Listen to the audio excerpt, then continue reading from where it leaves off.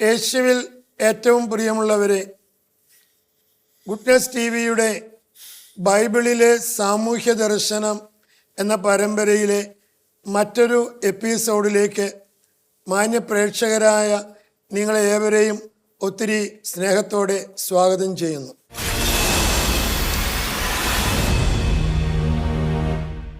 കഴിഞ്ഞ ആഴ്ചയിൽ നമ്മൾ ചിന്തിച്ചുകൊണ്ടിരുന്നത് ആമോസ് പ്രവാചകൻ ആ നാളുകളിൽ അദ്ദേഹത്തിൻ്റെ ആ കാലഘട്ടത്തിൽ വ്യവസായികൾ, കച്ചവടക്കാരൊക്കെ ചെയ്തുകൊണ്ടിരുന്ന അനീതികളെക്കുറിച്ച്, വഞ്ചനകളെക്കുറിച്ച്, കള്ളത്രാസ് കൊണ്ടൊക്കെ ഉണ്ടാക്കിയ കാര്യങ്ങളെക്കുറിച്ച്, പണമുണ്ടാക്കിയതിനെക്കുറിച്ചൊക്കെ, അവർക്ക് വരാൻ പോകുന്ന ശിക്ഷകളെക്കുറിച്ചൊക്കെയാണ് സംസാരിച്ചു കൊണ്ടിരുന്നത്. തുടർന്ന് നമ്മൾ ന്യായാധിപന്മാരുടെ ഇടയിലുള്ള അനീതികളെക്കുറിച്ചൊക്കെ സംസാരിക്കാനായിട്ട് ഒരുങ്ങുമ്പോഴാണ് കഴിഞ്ഞ എപ്പിസോഡ് അവസാനിപ്പിച്ചത്. നമ്മൾ തുടർന്ന് ആ കാര്യങ്ങൾ ചർച്ച ചെയ്യുകയാണ്. ഇന്ന് നമ്മൾ ഈ കാര്യങ്ങൾ ചർച്ച ചെയ്യുവാൻ നമ്മളുടെ കൂടെയുള്ള സ്നേഹബഹുമാനപ്പെട്ട ഫിലിപ്പ് തയ്യലച്ചനെ നിങ്ങളുടെ ഏവരുടെയും പേരിൽ ഒത്തിരി സ്നേഹത്തോടെ സ്വാഗതം ചെയ്യുന്നു.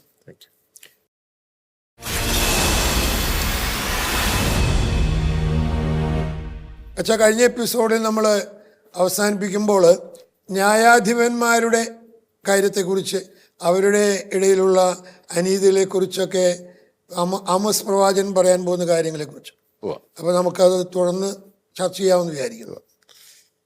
ഇസ്രായേലിൽ ന്യായാധിപന്മാരുടെ വലിയ ഉത്തരവാദിത്തം എന്ന് പറയുന്നത് നീതി സ്ഥാപിക്കുക, ന്യായത്തോടെ വിധിക്കുക, അതിലാരോടും പക്ഷപാതം കാണിക്കാതിരിക്കുക, ദരിദ്രനെന്നോ സമ്പന്നനെന്നോ ഉള്ള യാതൊരു വിവേചനയും കൂടാതെ, പക്ഷപാതമൊന്നുമില്ലാതെ വിധിക്കുക എന്നുള്ളതാണ്.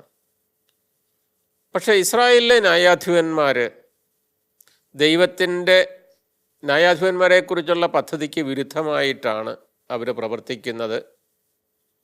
അവർ കോഴ വാങ്ങിക്കുന്നവരാണ്, നീതിക്കും ന്യായത്തിനും ഒരു വിലയും കൊടുക്കാത്തവരാണ് എന്ന് പ്രവാചകന് വിളിച്ചു പറയുകയും അവർക്കും വലിയൊരു ശിക്ഷാവിധിയാണ് നേരിടേണ്ടി വരേണ്ടതെന്ന് അദ്ദേഹം ഓർമ്മിപ്പിക്കുകയും ചെയ്യുകയാണ്.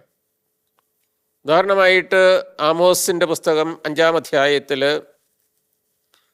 അവരെ അഭിസംബോധന ചെയ്യുന്നത് എങ്ങനെയാണെന്ന് നോക്കുക. 5-ാം അധ്യായം 6-ാമത്തെ വാക്യം: ന്യായത്തെ കീഴ്മേൽ മറിക്കുകയും നീതിയെ നിലത്തെറിയുകയും ചെയ്യുന്നവരെ കർത്താവിനെ അന്വേഷിക്കുവിൻ, നിങ്ങൾ ജീവിക്കും. അല്ലെങ്കിൽ അവിടുന്ന് അഗ്നി പോലെ ജോസഫിന്റെ ഭവനത്തിന് നേരെ പുറപ്പെട്ട് അതിനെ വിഴുങ്ങിക്കളയും. ഓക്കെ, അപ്പോൾ 5-ാമത്തെ അധ്യായം 6-7 വാക്യങ്ങളിൽ 6-ാമത്തെ വാക്യത്തിലാണ് ന്യായത്തെ കീഴ്മേൽ മറിക്കുകയും നീതിയെ നിലത്തെറിയുകയും ചെയ്യുന്നവരെ ഉള്ളതാണ്. ന്യായത്തെ കീഴ്മേൽ മറിക്കുക എന്ന് പറയുമ്പോഴത്തേക്ക് അന്യായം ചെയ്യുന്നവർ, അതുപോലെ തന്നെ നീതിയെ നിലത്തെറിയുകയും ചെയ്യുന്നവരെ പറയുമ്പോഴത്തേക്കും നീതി എന്ന് പറയുന്നതിനോട് ഒരു ബഹുമാനവും ഇല്ല എന്നുള്ളതാണ്. അപ്പോൾ അങ്ങനെ ചെയ്യുന്നവരെ അവരെക്കുറിച്ച് പറയുകയാണ്, നിങ്ങൾക്ക് നാശമാണ്. അതുകൊണ്ടാണ് നിങ്ങൾ അവിടുത്തെ എന്താണ് ചെയ്യേണ്ടത്? കർത്താവിനെ അന്വേഷിക്കുവാൻ നിങ്ങൾ ജീവിക്കും. അല്ലെങ്കിൽ അവിടുന്ന് അഗ്നി പോലെ ജോസഫിൻ്റെ ഭവനത്തിന് മേലെ പുറപ്പെട്ട് അതിനെ വിഴുങ്ങിക്കളയും. എന്നിട്ട് പിന്നീട് സംഭവിക്കാവുന്ന ശിക്ഷയെക്കുറിച്ചാണ് പറയുന്നത്. ഇനി 5-ാം അധ്യായം 12-ാമത്തെ വാക്യത്തിൽ അവരുടെ പാപത്തിൻ്റെ, ന്യായാധിപന്മാരുടെ പാപത്തിൻ്റെ ഗൗരവം ഓർമ്മിപ്പിക്കുകയാണ്. എന്തൊക്കെ പാപമാണ് അവർ ചെയ്യുന്നത്, എന്തൊക്കെ തിന്മയാണ് ഇസ്രായേലിലെ ന്യായാധിപന്മാർ ചെയ്യുന്നതെന്ന് പറയുകയാണ്. നിങ്ങളുടെ അതിക്രമങ്ങൾ എത്രയെന്നും നിങ്ങളുടെ പാപങ്ങൾ എത്ര ഗൗരവമേറിയതെന്നും എനിക്കറിയാം. അതായത് കർത്താവ് ഇതെല്ലാം കണ്ടുകൊണ്ടിരിക്കുകയാണ്, മനസ്സിലാക്കിക്കൊണ്ടിരിക്കുകയാണ്. നിങ്ങളുടെ പാപങ്ങൾ, നിങ്ങളുടെ അതിക്രമങ്ങൾ എത്രയെന്നും നിങ്ങളുടെ പാപങ്ങൾ എത്ര ഗൗരവമേറിയതെന്നും എനിക്കറിയാം. എന്നിട്ട് പറയാണ്, നിങ്ങൾ നീതിമാന്മാരെ പീഡിപ്പിക്കുകയും കോഴ വാങ്ങുകയും നിരാലംബർക്ക് നീതി നിഷേധിക്കുകയും ചെയ്യുന്നു. അതാണ്. അപ്പോൾ ഇവിടെ നിങ്ങൾ നീതിമാന്മാരെ പീഡിപ്പിക്കുകയും, സത്യത്തിനും നീതിക്കും വേണ്ടിയിട്ട് നിലനിൽക്കുന്ന ആൾക്കാർ, നീതി ആരുടെ പക്ഷത്തുണ്ടോ അവരെ പീഡിപ്പിക്കുന്ന നീതിപാലകർ, ന്യായാധിപന്മാർ, നിങ്ങൾ നീതിമാന്മാരെ പീഡിപ്പിക്കുകയും അതുകൊണ്ടാണ് നീതിയെ നിലത്തെറിയുകയും എന്ന് അവരെ അഭിസംബോധന ചെയ്യുന്നത്. അപ്പം നീതിമാന്മാരെ പീഡിപ്പിക്കുകയും കോഴ വാങ്ങുകയും ഉള്ളതാണ്. അപ്പോൾ ആരിൽ നിന്നാണ് കോഴ വാങ്ങുന്നത്? സമ്പന്നരിൽ നിന്നാണ് കോഴ വാങ്ങുന്നത് എന്നുള്ളതാണ്, അല്ലേ? സമ്പന്നരിൽ നിന്ന് കോഴ വാങ്ങുകയും നിരാലംബർക്ക് നീതി നിഷേധിക്കുകയും ചെയ്യുന്നു എന്നുള്ളതാണ്.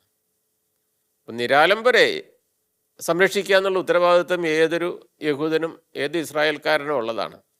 അപ്പം നിരാലംബർക്ക് നീതി നിഷേധിക്കുകയും ചെയ്യുന്നുള്ളതാണ്. ഇതാണ് അവരുടെ ഏറ്റവും വലിയ ഒരു കുറ്റമായിട്ട് കാണുന്നത്. ഇത് നമ്മുടെ നാട്ടിലൊക്കെ ഇത് ഇപ്പോൾ പണ്ട് അധികം നാൾക്ക് മുമ്പല്ലാണ്ട് ഭാരതത്തിലെ പരമോന്നത ന്യായപീഠത്തിൽ നീതിപീഠത്തിൽ ഇതുപോലെയുള്ള പ്രശ്നം ഉണ്ടായിട്ട് ചില ജഡ്ജിമാർ രാജിവെച്ചില്ലേ? അങ്ങനെയുള്ള സംഭവങ്ങളൊക്കെ നമ്മൾ ഇന്നുണ്ട്. അതായത് തിന്മകൾ, മനുഷ്യന്റെ ഈ പണത്തോടുള്ള ആർത്തി, അവർ ചെയ്തു കൂട്ടുന്ന അതിക്രമങ്ങൾ എന്നൊക്കെ പറയുന്നത് ആരംഭം മുതൽ തന്നെ ഉള്ളത് ഇപ്പോഴും തുടരുന്നുള്ളതാണ്. പക്ഷേ ഇതെല്ലാം ഓർമ്മിപ്പിക്കുന്ന ഒരു കാര്യം, ഇങ്ങനെയുള്ള ആളുകളുടെ ജീവിതത്തിൻ്റെ അവസാനം എങ്ങനെയുള്ളതായിരിക്കും. അതാണ് ഈ, അതായത് നനച്ചിരിയാതെ ഒരിക്കലും പ്രതീക്ഷിക്കാത്ത വിധത്തിലുള്ള തിരിച്ചടികൾ നേരിടും. ഇപ്പോഴിങ്ങനെ സന്തോഷമായിട്ട് സുഖിച്ചൊക്കെ ജീവിക്കുന്നവരുടെ അങ്ങനെ പാട്ടൊക്കെ കേട്ട് എങ്ങനെയാണ് ഒരുപാട് പ്രാവശ്യം വീണാനാദങ്ങളുടെ അകമ്പടിയോടുകൂടി ഈ ഭക്ഷണം കഴിക്കുന്നവരെ കുറിച്ചൊക്കെ പറയുന്നുണ്ട്, വിരുന്നിന് ഇരിക്കുന്ന ആളുകളെ കുറിച്ചൊക്കെ പറയുന്നുണ്ട്. അപ്പോഴേ ഈ വീണാനാദം അതൊരു വിലാപഗീതമായിട്ടും ചരമഗീതമായിട്ടും മാറാനായിട്ട് അധിക സമയം എടുക്കുകയല്ലെന്ന് പ്രവാചകൻ പറയുന്നുണ്ട്. ആമോസൊക്കെ പറയുന്നൊരു കാര്യമാണത്. അത് ചരമഗീതമായിട്ട് മാറും ഏത് നിമിഷത്തിൽ പോലും എന്നുള്ളതാണ്. അപ്പോൾ ഈ ഇങ്ങനെ അന്യായമായിട്ട് സമ്പാദിക്കുന്ന ആളുകൾ, അനീതി ചെയ്യുന്ന ആളുകൾ, ദരിദ്രരെ പീഡിപ്പിക്കുന്ന ആളുകൾ യഥാർത്ഥത്തിലുള്ള സന്തോഷവും സമാധാനവും അനുഭവിക്കുന്നുണ്ടോ എന്നുള്ളൊരു ചോദ്യം വേറെ കിടക്കുന്നു എന്നുള്ളതാണ്. യഥാർത്ഥത്തിലുള്ള ഒരു സന്തോഷവും സമാധാനം അനുഭവിക്കുന്നുള്ളതാണ്.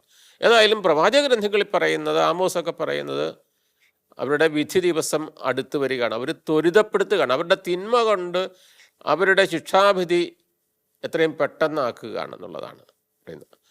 അപ്പോൾ ഇങ്ങനെയൊക്കെ ഈ ആമോസിനെ കുറിച്ച് നമ്മൾ കണ്ടല്ലോ, അദ്ദേഹം ഈ സാമൂഹ്യ നീതിയുടെ പ്രവാചകനാണ്. അപ്പോൾ ഇദ്ദേഹം സമ്പന്നർക്കെതിരെ സംസാരിക്കുന്നു, വ്യാപാരികളുടെ കൊള്ളലാഭത്തെ അതിനിശിതമായിട്ട് വിമർശിക്കുന്നു, അതുപോലെ തന്നെ ന്യായാധിപന്മാരെ വിമർശിക്കുന്നു, അതുപോലെ തന്നെ സമൂഹത്തിലെ ശ്രേഷ്ഠന്മാരെ വിമർശിക്കുന്നു അവരുടെ തിന്മ കൊണ്ട്.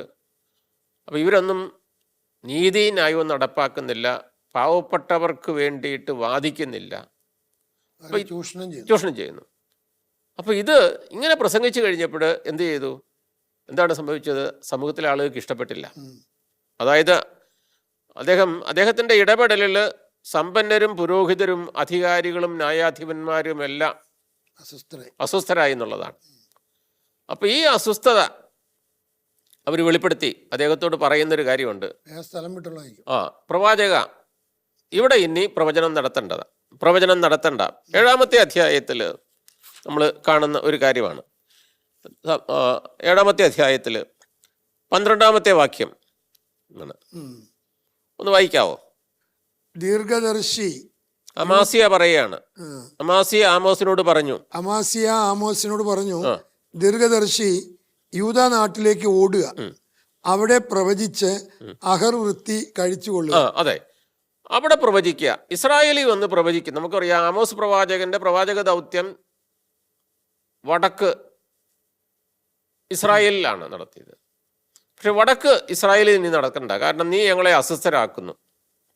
അതുകൊണ്ട് ഇനി നീ തെക്ക് പോയി യൂദാ രാജ്യത്ത് പോയി പ്രഘോഷിക്കുക എന്ന് പറയാം. ഇനിമേലിൽ ബഥേലിൽ പ്രവേശിക്കുക. അതെ, അപ്പോൾ അവിടെ നീ ചെയ്യേണ്ടത് എന്നാ വെച്ച് കഴിഞ്ഞാൽ 12-ാമത്തെ വാക്യത്തിൽ നമ്മൾ കാണുന്നുണ്ട്, അവിടെ പ്രവചിച്ച് എവിടെയാണ്? യൂദായിലേക്ക് ഓടുക. ഓടാനാണ് പറഞ്ഞിരിക്കുന്നത്.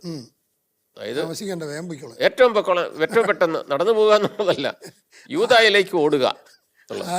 ആദ്യം കിട്ടുന്ന വണ്ടി കയറി പോവുക. അതെ, ഏറ്റവും പെട്ടെന്ന്. അപ്പോൾ ദീർഘദർശി പറയുന്നൊരു കാര്യമുണ്ട്, കർത്താവിനെ ഏൽപ്പിച്ചൊരു കാര്യമാണ്, അത് ഞാൻ നിർവഹിക്കും എന്നുള്ളതാണ്. അദ്ദേഹം ഒന്നിനെ ഭയപ്പെട്ടില്ല എന്നുള്ളതാണ്. 14-ാം വാക്യം. അപ്പം അദ്ദേഹം പറയുന്ന എന്താണ്? അദ്ദേഹം ആവശ്യപ്പെടുന്നത് ഇങ്ങനെയാണ്. 5-ാമത്തെ അധ്യായം 24-ാമത്തെ വാക്യം. നീതി ജലം പോലെ ഒഴുകുക. ഇതാണ്. നീതി ജലം പോലെ ഒഴുകട്ടെ, ആ. സത്യം ഒരിക്കലും പറ്റാത്ത നീർച്ചാല് പോലെ. ഉവ്വ. അപ്പം ഇതാണ് വേണ്ടത്. ഇത് സംഭവിക്കുന്നില്ല എന്നുണ്ടെങ്കിൽ നീതി ന്യായവും നടപ്പാകുന്നില്ല എങ്കിൽ സമൂഹത്തിലെ പാവപ്പെട്ട ആളുകളെ ചൂഷണം ചെയ്യുന്ന സംവിധാനം തുടരുകയാണെന്നുണ്ടെങ്കിൽ, അന്യായമായിട്ട് സമ്പാദിക്കുകയാണെന്നുണ്ടെങ്കിൽ, ദരിദ്രനെ പിഴിഞ്ഞ് പാവപ്പെട്ടവനെ പിഴിഞ്ഞ് കൊള്ളലാഭം ഉണ്ടാക്കുകയാണെന്നുണ്ടെങ്കിൽ, അത് ഭൂവുടമകളായിക്കൊള്ളട്ടെ, കച്ചവടക്കാരായിക്കൊള്ളട്ടെ, ന്യായാധിപന്മാരായിക്കൊള്ളട്ടെ, പ്രഭുക്കന്മാരായിക്കൊള്ളട്ടെ, ആരെങ്കിലും ആയിക്കോട്ടെ, അവർക്ക് സംഭവിക്കാൻ പോകുന്നത് അടിമത്തത്തിലേക്കുള്ളൊരു യാത്രയാണ്, തകർച്ചയിലേക്കുള്ള ഒരു യാത്രയാണെന്നാണ് അദ്ദേഹം പറയുന്നത്. മാത്രമല്ല, ഈ പറയുന്ന പലരും, ഈ വിഭാഗത്തിൽപ്പെട്ട ആളുകളും എല്ലാം ഒരു മതജീവിതം നയിക്കുന്ന ആൾക്കാരാണെന്നുള്ളതാണ്. അത് അദ്ദേഹം പറയുന്നത് പൊള്ളയായിട്ടുള്ളൊരു മതജീവിതം. ഇതൊക്കെ ചെയ്യുമ്പോഴും, ഈ തിന്മ പ്രവർത്തിക്കുമ്പോഴും ഒക്കെ ഇവർ മതജീവിതം നയിക്കുന്നു. അതായത് മതചടങ്ങുകളോടും ആചാരങ്ങളോടും ഒക്കെ വിശ്വസ്തരായിരിക്കെ തന്നെയാണ്, ആചാരാനുഷ്ഠാനങ്ങളോട് വിശ്വസ്തരായിരിക്കെ തന്നെ ആണ് ഇവരിത് ചെയ്യുന്നത്. അപ്പോൾ അവരുടെ ഈ ജീവിതം പൊള്ളയായിട്ടുള്ളൊരു ജീവിതമാണെന്നും അവരുടെ മതം അവരെ സംരക്ഷിക്കാമെന്ന് ഓർമ്മിപ്പിക്കുകയാണ്. 5-ാം അധ്യായം 21-ാമത്തെ വാക്യം മുതൽ ഒന്ന് വായിക്കാവോ? 5:21 ദൈവം പറയുകയാണ്, നിങ്ങളുടെ ഉത്സവങ്ങളോട് എനിക്ക് വെറുപ്പാണ്, അവജ്ഞയാണ്. നിങ്ങളുടെ മഹാസമ്മേളനങ്ങളിൽ എനിക്ക് പ്രസാദമില്ല. നിങ്ങൾ ദഹനബലികളും ധാന്യബലികളും അർപ്പിച്ചാലും ഞാൻ സ്വീകരിക്കുകയില്ല. സമാധാന ബലിയായി നിങ്ങൾ അർപ്പിക്കുന്ന കൊഴുത്ത മൃഗങ്ങളെ ഞാൻ നോക്കുകയില്ല. നിങ്ങളുടെ ഗാനങ്ങളുടെ ശബ്ദം എനിക്ക് കേൾക്കേണ്ട. നിങ്ങളുടെ വീണാനാദം ഞാൻ ശ്രദ്ധിക്കുകയില്ല. നീതി ജലം പോലെ ഒഴുകട്ടെ, സത്യം ഒരിക്കലും പറ്റാത്ത നീർച്ചാല് പോലെയും. അപ്പം ദൈവം പ്രസാദിക്കണമെങ്കിൽ നീതി ജലം പോലെ ഒഴുകണം, സത്യം ഒരിക്കലും പറ്റാത്ത നീർച്ചാൽ പോലെയും ഉള്ളതാണ്.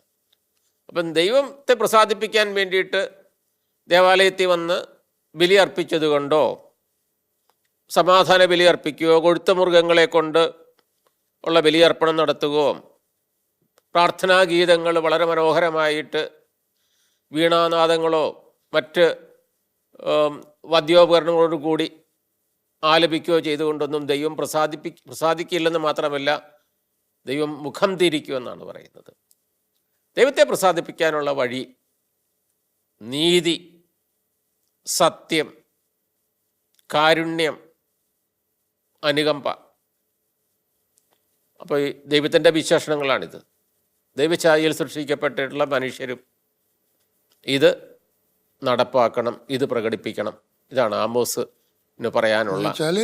ആചാരങ്ങളും അനുഷ്ഠാനങ്ങളും അല്ല അതെ യഥാർത്ഥ ക്രിസ്തീയ ജീവിതം ദൈവം ആഗ്രഹിക്കുന്നു. അതെ, ഇന്നിപ്പോൾ അങ്ങനെയാണ്. ഇത് രണ്ടും ഒന്നിച്ചു കൊണ്ടുപോകാൻ ശ്രമിക്കുക. അപ്പം ആചാരങ്ങൾ, അതായത് ഈ ആചാരാനുഷ്ഠാനങ്ങൾ മാത്രം ഒരുവനെ രക്ഷിക്കല. യഥാർത്ഥത്തിലുള്ള സമർപ്പണം, വിശ്വാസം എന്ന് പറയുന്നത് ഒരു സമർപ്പണമാണ്. ദൈവത്തിൻ്റെ വഴിയെ പോകുന്നവനാണ്, ദൈവം കാണിച്ചു തരുന്ന വഴിയെ പോകുന്നവനാണ് വാസ്തവത്തിൽ വിശ്വാസി, ദൈവത്തിന് പൂർണ്ണമായിട്ട് സമർപ്പിക്കുന്നത്. അതുകൊണ്ടാണല്ലോ പഴയ നിയമത്തിലും പുതിയ നിയമത്തിലും ഒക്കെ അബ്രാഹത്തെ വിശ്വാസികളുടെ പിതാവെന്ന് വിളിക്കുകയും മാതൃകയായിട്ട് കാണിക്കുകയും ചെയ്യുന്ന ദൈവത്തിൻ്റെ സ്വരം അവനാണ്. അപ്പോൾ ദൈവത്തിൻ്റെ സ്വരം എന്താണെന്നുള്ളത്, ഈ സാമൂഹ്യ നീതിയെക്കുറിച്ചുള്ള സാമൂഹ്യ ദർശനം എന്താണെന്നുള്ളതിനെക്കുറിച്ചൊക്കെ ഉള്ളത് പഴയ നിയമത്തിലൊക്കെ നമ്മൾ വ്യക്തമായിട്ട് നമ്മുടെ ഈ എപ്പിസോഡുകൾ, ഈ പരമ്പരയുടെ ആദ്യ ഭാഗത്ത് നമ്മൾ കണ്ടതാണ്. അപ്പോൾ ആമോസ് പറയാണ്, ദൈവത്തിൻ്റെ ഒരു ദർശനമുണ്ട്, സാമൂഹ്യമായിട്ടൊരു ദർശനമുണ്ട്. ആ ദർശനം അനുസരിച്ച് മനുഷ്യർ ജീവിക്കണം എന്നുള്ളതാണ്. അതാണ് ആമോസ് പ്രവാചകന് പറയാനായിട്ടുള്ളത്. ഇല്ലെങ്കിൽ ശിക്ഷാവിധി നേരിടേണ്ടി വരും എന്നുള്ളതാണ്. എനിക്ക് തോന്നുന്ന ആമോസിനെ കുറിച്ചുള്ള നമ്മളുടെ ചെറിയ ഡിസ്കഷൻ അത് മതി. മിക്കവാറും എല്ലാം ചിന്തിച്ചിട്ടുണ്ട്. ഇനി ഇസ്രായേലിലുള്ള ഈ പല പ്രവാചകന്മാരുണ്ട്, അതിൽ ഈ സാമൂഹ്യനീതിയെക്കുറിച്ച് സംസാരിച്ചിട്ടുള്ള സമൂഹത്തിൽ ആ സമയത്ത് നടമാടിക്കൊണ്ടിരുന്ന അഴിമതികളെക്കുറിച്ചും അക്രമങ്ങളെക്കുറിച്ചും സാമൂഹ്യ വിരുദ്ധമായിട്ടുള്ള പ്രവർത്തനങ്ങളെക്കുറിച്ചുമൊക്കെ സംസാരിച്ചിട്ടുള്ള ഒരു പ്രവാചകനാണ് യേശയ്യാ പ്രവാചകൻ എന്ന് പറയുന്നത്. അപ്പോൾ യേശയ്യാ പ്രവാചകൻ്റെ സാമൂഹ്യ ദർശനം നമ്മൾ കാണുന്ന നല്ലതാണെന്ന് തോന്നുന്നു. അപ്പോൾ യേശയ്യാ പ്രവാചകന് ആമോസ് പ്രവാചകന്റെ കാലത്ത് തന്നെ ജീവിച്ചിരുന്ന ശുശ്രൂഷ ചെയ്തിരുന്ന ഒരു പ്രവാചകൻ, അദ്ദേഹത്തിൻ്റെ സമകാലികനാണ്. പക്ഷെ അദ്ദേഹം തൻ്റെ പ്രവാചക ദൗത്യം നിർവഹിച്ചത് തെക്ക് യൂദായിലാണ്. ആമോസ് പ്രവാചകന് വടക്ക് ഇസ്രായേൽ രാജ്യത്തും യൂദയായിൽ യെശയ്യാ പ്രവാചകനും ഈ പ്രവാചക ദൗത്യം നിർവഹിക്കുന്നുള്ളതാണ്. അപ്പം അദ്ദേഹം തുടങ്ങുന്നത് തന്നെ യെശയ്യായുടെ പുസ്തകത്തിൻ്റെ ആദ്യ അധ്യായത്തിൽ തന്നെ നമ്മൾ കാണുന്നൊരു കാര്യമുണ്ട്. ജനത്തിൻ്റെ ധാർമ്മികമായിട്ടുള്ള അധപ്പതനത്തെക്കുറിച്ച് അങ്ങേയറ്റം അദ്ദേഹം അസ്വസ്ഥനാവുകയും അതിനെക്കുറിച്ച് വിലപിക്കുകയും ജെറൂസലത്തിൻ്റെയും യൂദയായുടെയും പതനത്തെ ഓർമ്മിപ്പിച്ചുകൊണ്ട് ദൈവത്തോട് വിശ്വസ്തരായിരിക്കാനായിട്ട് ഇസ്രായേൽ ജനത്തോട് ആവശ്യപ്പെടുകയും ചെയ്യുകയാണ്. അങ്ങനെയാണ് വാസ്തവത്തിൽ അദ്ദേഹത്തിൻ്റെ പ്രഘോഷണം അല്ലെങ്കിൽ അദ്ദേഹത്തിൻ്റെ ശുശ്രൂഷയെ ആരംഭിക്കുന്നത് തന്നെയാണ്. എങ്ങനെ പറഞ്ഞുകൊണ്ടാണ് ജനത്തിൻ്റെ ധാർമ്മികമായിട്ടുള്ള അധപ്പതനത്തെ അങ്ങേയറ്റം ഓർത്ത് അദ്ദേഹം അങ്ങേയറ്റം കരയുകയാണ്, വിലപിക്കുകയാണ്. അപ്പോൾ അദ്ദേഹം പ്രധാനമായിട്ടും കാണുന്ന കാര്യങ്ങൾ എന്ന് പറയുന്നത് ഭൂ ഉടമകളുടെ, ശ്രേഷ്ഠന്മാരുടെയും രാജാക്കന്മാരുടെയും ന്യായാധിപന്മാരുടെയും നീതി അട്ടിമറിക്കുന്ന, ന്യായം അട്ടിമറിക്കുന്ന അവരുടെ പ്രവർത്തനമാണ്. അപ്പോൾ ഇവരുടെ അനീതിപരമായിട്ടുള്ള പ്രവർത്തനങ്ങളെക്കുറിച്ച് അതിനെതിരായിട്ട്, അതുപോലെ തന്നെ ഈ പാവപ്പെട്ടവരെ ഞെരുക്കുന്ന അവരുടെ സമീപനത്തിനെതിരായിട്ട് അദ്ദേഹം നിലകൊള്ളുകയും അവയെ നിശിതമായിട്ട് അദ്ദേഹം വിമർശിക്കുകയും ചെയ്യുന്നുണ്ട്. ഒരു പാവപ്പെട്ടവരെ ഞെരുക്കുകയും അവരുടെ അവകാശങ്ങൾ നിഷേധിക്കുകയും ചെയ്യുന്നവരായിട്ടാണ് ഈ കൂട്ടരെ അവതരിപ്പിക്കുന്നുള്ളതാണ്. ഇത് ഒരിക്കലും യൂദയായിൽ സംഭവിക്കാൻ പാടില്ലാത്തതാണ്, ജെറൂസലേമിൽ സംഭവിക്കാൻ പാടില്ലാത്തതാണ്. പക്ഷെ സംഭവിക്കാൻ പാടില്ലാത്തത് അവിടെ നടക്കുന്നു എന്നുള്ളതാണ്. അതുകൊണ്ടാണ് അദ്ദേഹം ആരംഭത്തിൽ തന്നെ വിശ്വസ്തരായിരിക്കേണ്ട, ഒരു കാലത്ത് വിശ്വസ്തയായിരുന്ന നഗരത്തിൻ്റെ അധപ്പതനത്തെക്കുറിച്ച് ഓർമ്മിപ്പിച്ചുകൊണ്ട് തൻ്റെ പ്രവാചക ദൗത്യം തുടങ്ങുന്നു എന്നുള്ളതാണ്. 1-ാം അധ്യായം 21-ാമത്തെ വാക്യം ഒന്ന് വായിക്കാവോ? വിശ്വസ്ത നഗരം വേശ്യയായി തീർന്നത് എങ്ങനെ? അതാണ് വിശ്വസ്ത നഗരം വേശ്യയായി തീർന്നത് എങ്ങനെ എന്ന് പറഞ്ഞാൽ, ദൈവത്തോട് ഇവിടെ പറയുമ്പോഴത്തേക്കും ദൈവത്തോട് വിശ്വസ്തതയില്ലാതെ തുടങ്ങുന്നത് എങ്ങനെയാണത് സംഭവിച്ചത് എന്നുള്ളതാണ്. അതായത് വിശ്വസ്തത ആവശ്യമാണ് എന്ന് പറയുമ്പോൾ ദൈവത്തിൻ്റെ കൽപ്പനകൾ അനുസരിച്ച് ജീവിക്കേണ്ടവരാണ് യഹൂദ ജനത. പക്ഷെ അവർ അവിശ്വസ്തരായത് എങ്ങനെയാണ്? അതേക്കുറിച്ച് വിലപിക്കുകയാണ്. അപ്പം നീതിയും ധർമ്മവും കുടികൊണ്ടിരുന്ന അവളിൽ ഇന്ന് കൊലപാതകികളാണ് വസിക്കുന്നത്. ഇന്ന് കൊലപാതകികളാണ് വസിക്കുന്നുള്ള. നീതിയും ധർമ്മവും വാസ്തവത്തിൽ അത് പറയുമ്പോഴത്തേക്കും, അതായത് കൊലപാതകികളാണ് അവിടെ വസിക്കുന്നത് എന്ന് പറയുമ്പോൾ പ്രധാനമായിട്ട് നീതിക്കെതിരെ പ്രവർത്തിക്കുന്ന ആൾക്കാർ, അനീതി പ്രവർത്തിക്കുന്ന ആൾക്കാർ, നീതി നിഷേധിക്കുന്ന ആളുകൾ, പാവപ്പെട്ടവനെ ചവിട്ടി മെതിക്കുന്ന ആൾക്കാർ, അവരുടെ അവകാശം കവർന്നെടുക്കുന്ന ആളുകൾ, ഇവരെയെല്ലാം കൊലപാതകികളായിട്ടാണ് അദ്ദേഹം അവതരിപ്പിക്കുന്നത്. കൊലപാതകികളായിട്ടാണ് അവരെ അവതരിപ്പിക്കുക. ഇനി 1-ാം അധ്യായം 23-ാമത്തെ വാക്യത്തിൽ നമ്മൾ കാണുന്ന അവരുടെ കുറ്റകൃത്യങ്ങളെക്കുറിച്ചാണ് പറയുന്നത്. ഒന്ന് വായിക്കാവോ? നിന്റെ പ്രഭുക്കന്മാർ കലഹപ്രിയരാണ്, അവർ കള്ളന്മാരോട് കൂട്ടിയേരുന്നു, സകലരും കോഴ കൊതിക്കുന്നു, സമ്മാനത്തിന്റെ പിന്നാലെ പായുന്നു, അവർ അനാഥരുടെ പക്ഷത്ത് നിൽക്കുകയോ ഉവ്വ. വിധവകളുടെ അവകാശം പരിഗണിക്കുകയോ ചെയ്യുന്നില്ല. അതാണ് അപ്പം ഇവർ ചെയ്യുന്ന അനീതികളെ കുറിച്ചാണ് പറയുന്നത്. പ്രഭുക്കന്മാരെ, നിന്റെ പ്രഭുക്കന്മാർ കലഹപ്രിയരാണ്, അവർ കള്ളന്മാരോട് കൂട്ടുചേരുന്നു, സകലരും കോഴ കൊതിക്കുന്നു, സമ്മാനത്തിന്റെ പിന്നാലെ പായുന്നു, അവർ അനാഥരുടെ പക്ഷത്ത് നിൽക്കുകയോ വിധവകളുടെ അവകാശം പരിഗണിക്കുകയോ ചെയ്യുന്നില്ല. ഇതാണ് അവരുടെ തിന്മകൾ. ഇങ്ങനെ ഓരോന്നോരോന്നരായിട്ട് എണ്ണി പറയുകയാണ്. എന്നിട്ട് അതിന് ലഭിക്കാൻ പോകുന്ന ശിക്ഷ, അത് ഈ പ്രവാചക ഗ്രന്ഥങ്ങളിൽ തിന്മയെക്കുറിച്ച് പറയുകയും ഉടനെ തന്നെ ശിക്ഷയെക്കുറിച്ച് പറയുകയാണ്. ഒന്ന് വായിക്കാവോ 24-ാമത്തെ വാക്യം.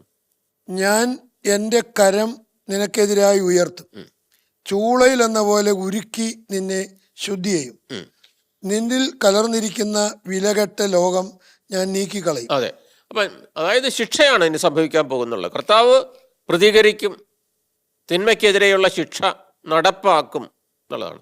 നീതിയും ധർമ്മവും പുനഃസ്ഥാപിക്കും എന്നുള്ളതാണ്. അത് 1-ാം അധ്യായം 24 മുതൽ 31 വരെയുള്ള വാക്യങ്ങളിൽ വ്യക്തമാക്കുകയാണ്. കർത്താവ് ഇടപെടും എന്നുള്ളതാണ്. കർത്താവ് തിന്മയ്ക്കെതിരെ ഇടപെടും, ശിക്ഷിക്കും. ഇനി 3-ാം അധ്യായം 14-15 വാക്യങ്ങളിൽ, യെശയ്യായുടെ പുസ്തകം 3-ാം അധ്യായം 14-15 വാക്യങ്ങളിൽ ഇസ്രായേലിലെ ശ്രേഷ്ഠന്മാർക്കെതിരെ, ഇസ്രായേലിലെ രാജാക്കന്മാർക്കെതിരെ ആമോസ് പ്രവാചകന് സംസാരിക്കുന്നുള്ളതാണ്. യെശയ്യായുടെ പുസ്തകം 3:14-15 എന്നുള്ളതാണ്. എന്തുകൊണ്ടാണ് അദ്ദേഹം സംസാരിക്കുന്നത്? കാരണം അവർ അനീതി പ്രവർത്തിക്കുന്നവരാണ്, തിന്മ ചെയ്യുന്നവരാണ്. കർത്താവ് തൻ്റെ ജനത്തിൻ്റെ ശ്രേഷ്ഠന്മാരെയും രാജാക്കന്മാരെയും വിധിക്കുന്നു. കർത്താവ് വിധിക്കുകയാണ്. എന്തിനാണ് വിധിക്കുന്നത്? എന്ത് കാരണമാണ്? അതാണ് പിന്നീട് നമ്മൾ കാണുന്നത്. നിങ്ങളാണ് മുന്തിരിത്തോട്ടം നശിപ്പിച്ചവർ, പാവപ്പെട്ടവരെ കൊള്ളയടിച്ച വസ്തുക്കൾ നിങ്ങളുടെ ഭവനങ്ങളിലുണ്ട്. എൻ്റെ ജനത്തെ ഞെരുക്കാനും പാവപ്പെട്ടവരെ തല ചതയ്ക്കാനും നിങ്ങൾക്ക് എന്ത് കാര്യം? അപ്പം ഇവിടെ ഈ ഇവരുടെ ഭവനം, അതായത് ജനത്തിൻ്റെ ശ്രേഷ്ഠന്മാരെ രാജാക്കന്മാരെ കുറിച്ചും പറയുകയാണ്. ജനത്തിൻ്റെ ശ്രേഷ്ഠന്മാരെയും രാജാക്കന്മാരെയും കർത്താവ് വിധിക്കുകയാണ്. എന്നിട്ട് പറയാണ്, നിങ്ങളാണ് മുന്തിരിത്തോട്ടം നശിപ്പിച്ചവർ. അതായത് ദൈവത്തിൻ്റെ ജനത ദൈവത്തിൻ്റെ മുന്തിരിത്തോട്ടമാണ്. ദൈവത്തിൻ്റെ മുന്തിരിത്തോട്ടത്തെ നിങ്ങൾ ചവിട്ടി നശിപ്പിച്ചു എന്നുള്ളതാണ്. അപ്പം നശിപ്പിച്ചവർ ദൈവജനത്തെ, പാവപ്പെട്ടവരെ കൊള്ളയടിച്ച വസ്തുക്കൾ നിങ്ങളുടെ ഭവനത്തിലുണ്ട് ഉള്ളതാണ്. അപ്പോൾ പാവപ്പെട്ടവരെ എങ്ങനെയാണ് കൊള്ളയടിക്കുന്നതൊക്കെ നമ്മൾ ചോദിക്കും. പാവപ്പെട്ടവർക്കൊന്നില്ല, പിന്നെ അവരെ കൊള്ളയടിക്കുന്നത് എങ്ങനെയാണ്? അവരെ കൊള്ളയടിച്ച വസ്തുക്കൾ എന്ന് പറയുന്നത്, അതിനൊരു പാവപ്പെട്ടവരെ പല വിധത്തിൽ കൊള്ളയടിക്കാം. ഈ പാവപ്പെട്ടവന് ഈ ജോലിക്ക് മറ്റുള്ളവരുടെ ഒരുപക്ഷെ ഭൂവുടമകളുടെ ആയിരിക്കാം, പ്രഭുക്കന്മാരുടെ ആയിരിക്കാം, അവരുടെയൊക്കെ വീടുകളിലും അവരുടെയൊക്കെ പറമ്പുകളിലൊക്കെ ജോലി ചെയ്യുന്ന ആൾക്കാരാണ്. പാവപ്പെട്ടവൻ പാട്ടത്തിന് ഭൂമിയിൽ വിളവിറക്കുന്നവനായിരിക്കും. അപ്പോൾ ഇങ്ങനെയുള്ളവർക്ക് കൂലി നിഷേധിച്ചിട്ട്, അവരർഹിക്കുന്ന അവരുടെ വേതനം നിഷേധിച്ചിട്ട് ജീവിക്കുന്ന മനുഷ്യർ കൊള്ളയടിക്കുന്നവരാണ്. ഒരുതരം പിടിച്ചുപറിയാണത്. അതുപോലെ തന്നെ ദരിദ്രൻ്റെ ഉള്ള വസ്തുവകകൾ പിടിച്ചെടുക്കുന്ന സമ്പന്നരെ കുറിച്ച് നമ്മൾ പ്രവാചക ഗ്രന്ഥങ്ങളിൽ നമ്മൾ കാണുന്നുണ്ട്. അപ്പോൾ അത് യെശയ്യായുടെ പുസ്തകത്തിൽ തന്നെ നമ്മൾ കാണുന്നൊരു കാര്യമാണ്. അപ്പോൾ ഇവർ ആ മുതൽ നിങ്ങളുടെ ഭവനത്തിലുണ്ട് എന്ന് പറയുകയാണ്. നിങ്ങളുടെ ഭവനത്തിലുണ്ട്. എന്നിട്ട് പറയാണ്, എൻ്റെ ജനത്തെ ഞെരുക്കാനും പാവപ്പെട്ടവരുടെ തല ചതയ്ക്കാനും നിങ്ങൾക്ക് എന്ത് കാര്യം? അതായത് ദരിദ്രര് കർത്താവ് തൻ്റെ ജനമായിട്ടാണ് പറയുക. എൻ്റെ ജനത്തെ ആണ് ദരിദ്രമായിട്ട് ഐഡൻറ്റിഫൈ ആണ് എന്ന് പറഞ്ഞു കഴിഞ്ഞാൽ ഞാൻ ഇടപെടും, ഇങ്ങനെയുള്ള ഈ തിന്മയ്ക്കെതിരെ ഇടപെടും എന്ന് ഓർമ്മിപ്പിക്കുകയാണ്. നമുക്ക് അടുത്ത തുടർന്നുള്ള കാര്യങ്ങൾ അടുത്ത എപ്പിസോഡിൽ പറയാം. പ്രിയപ്പെട്ടവരെ, നമ്മൾ ഈ എപ്പിസോഡ് ഇവിടെ അവസാനിപ്പിക്കുകയാണ്. നമ്മൾ ഇന്ന് ചിന്തിച്ചുകൊണ്ടിരുന്നത് സാമൂഹ്യ നീതിയുടെ പ്രവാചകനായ ആമോസിൻ്റെ കുറേ അധികം വചനങ്ങൾ നമ്മൾ അദ്ദേഹത്തിൻ്റെ വളരെ രൂക്ഷമായ രീതിയിലുള്ള പ്രതികരണങ്ങൾ നമ്മൾ കേട്ട ശേഷം യെശയ്യാ പ്രവാചകനിലേക്ക് നമ്മൾ കടക്കുകയായിരുന്നു. യെശയ്യാ പ്രവാചകൻ്റെ പ്രഭാഷണങ്ങൾ നമ്മൾ ശ്രദ്ധിച്ചു. നമ്മളത് പൂർത്തിയാക്കിയിട്ടില്ല. അത് അടുത്ത എപ്പിസോഡിൽ തുടരുകയാണ്. ഇത്രയും സമയം നമ്മളുമായിട്ട് ഈ കാര്യങ്ങൾ പങ്കുവെച്ച സ്നേഹബഹുമാനപ്പെട്ട ഫിലിപ്പ് തയ്യലച്ചനെ നിങ്ങളുടെ ഏവരുടെയും പേരിൽ ഒത്തിരി സ്നേഹത്തോടെ നന്ദി പറയുന്നു. നിങ്ങളുടെ വിലയേറിയ അഭിപ്രായങ്ങളും നിങ്ങളുടെ സംശയങ്ങളും ഞങ്ങൾക്ക് എഴുതുക. ദ പ്രൊഡ്യൂസർ, ബൈബിളിലെ സാമൂഹ്യ ദർശനം, witness TV, divine vision complex, Muringoor PO, Chalakudy 680309. മറ്റൊരു എപ്പിസോഡിൽ നമ്മൾ വീണ്ടും കണ്ടുമുട്ടുന്നത് വരെ നന്ദി, നമസ്കാരം.